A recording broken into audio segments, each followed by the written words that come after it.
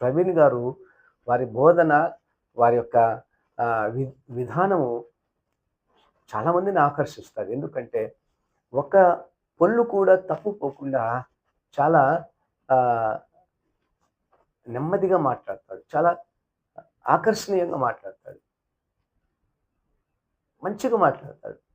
అతని మాటల్లో ఇతను ఇతను ఆల్కహాల్ అడిక్ట్ అని ఎవ్వరు అనుకోరు. కానీ వీళ్ళు అంటున్నారు ఇప్పుడు.